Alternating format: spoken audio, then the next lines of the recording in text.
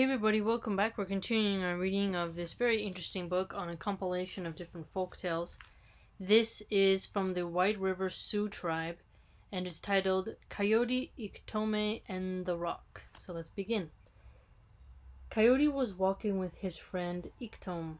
Along their path stood Iya, the rock. This was not just any rock. It was special. It had those spidery lines of green moss all over it. The kind that tell a story. Iya had power. Coyote said, "Why, this is a nice looking rock. I think it has power." Coyote took off the thick blanket he was wearing and put it on the rock. "Here, Iya, take this as a present. Take this blanket, friend rock, to keep you from freezing. You must feel cold." "Wow, a giveaway," said Iktom. "You sure are in a giving mood today, friend." Now, what's interesting is that why does a coyote need a blanket if he has fur? It's nothing. I'm always giving things away. Yeah, it looks real nice in my blanket. A rock looks real nice in a blanket. "His blanket now," said Iktomi. The two friends went on. Pretty soon a cold rain started. The rain turned to hail. The hail turned to slush. Coyote and Iktom took refuge in a cave, which was cold and wet. Iktom was all right. He had his thick buffalo robe. Coyote had only his shirt. Only his shirt. And he was shivering. He was freezing. His teeth were chattering. "Kola, friend of mine," Coyote said to Iktom. "Go back and get me my fine blanket. I need it. And that rock has no use for it. He's been getting along without a blanket for ages. Hurry, I'm freezing." Iktom went back to Iya, saying, "Can I have that blanket back, please?" The rock said, "No, I like it. What is given is given." Right? What is given is given. He's like very firm, like a rock. What's interesting is that if you think of the coyote as a person with the name Coyote or an actual coyote with anthropomorphic tendencies, either way you can look at that character, he won't give it back. "That no good, ungrateful rock," said Coyote. "He paid for the blanket? Has he worked for it? I'll go get it myself." "Friend," said Iktomi, "Tunka Ya, the rock, there's a lot of power there. Maybe you should let him keep it." "Are you crazy? This is an expensive blanket of many colors and great thickness. I'll go talk to him." It's interesting, like there's this much emphasis on the blanket, like, hey, it's very thick fabric. I gotta go get it back. What are you talking about? It's expensive. Coyote went back and told the, "Hey, rock, what's the meaning of this? What do you need a blanket for? Let me have it back right now." "No," said the rock. "What is given is given." "You're a bad rock." "Don't you care that I'm freezing to death? That I'll catch a cold?" Coyote jerked the blanket away from me, and put it on. "So there, that's the end of it."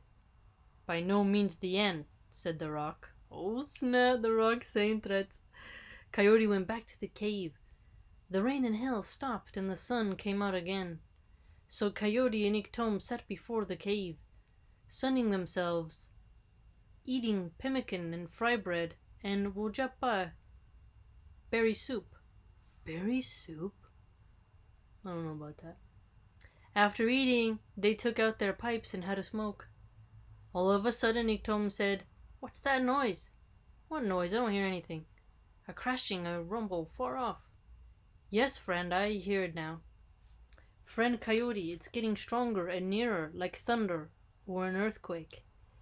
"It is rather strong and loud. I wonder what it can be." "I have a pretty good idea, friend," said Iktomi.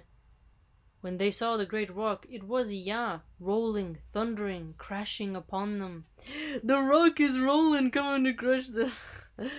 "Friend, let's run forward," cried Iktomi. "Iya means to kill us." That would freak me out if I had to run from a boulder. It's like the Crash Bandicoot PS1 video game. The two ran as fast as they could while the rock rolled after them, coming closer and closer. "Friend, let's swim the river. The rock is so heavy he sure can't swim," cried Iktomi.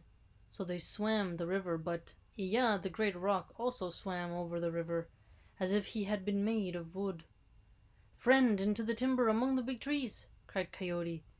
"That big rock surely can't get through this thick forest." They ran among the trees, but the huge Iya came rolling along after them, shivering and splintering the big pines to pieces, left and right. Oh snap. The two came out on the flats. "Oh!" cried Iktomi. "Spider-Man!" "Friend Coyote, this is really not my quarrel." That's funny. He's like, "This is not my problem. You guys gotta deal with it yourself. I just remembered I have pressing business to attend to. So long." Iktomi rolled himself into a tiny ball and became a spider. He disappeared into a mouse hole. A lot of shape-shifting, right? Coyote ran on and on, the big rock thundering close at his heels. Then the big rock rolled right over Coyote, flattening him out altogether. Splat, like in the Looney Tunes. Remember that? Iya took the blanket and rolled back to his own place, saying, "So there!" A Wasichu rancher riding along saw Coyote lying there all flattened out. "What a nice rug," said the rancher, picking Coyote up, and he took the rug home. Sounds literally like what I would do. The rancher put Coyote right out in front of his fireplace. Whenever a coyote is killed, he can make himself come to life again. But it took him the whole night to puff himself up into his usual shape. In the morning, the rancher's wife told her husband, "I just saw your rug running away. Friends, hear this. Always be generous in heart.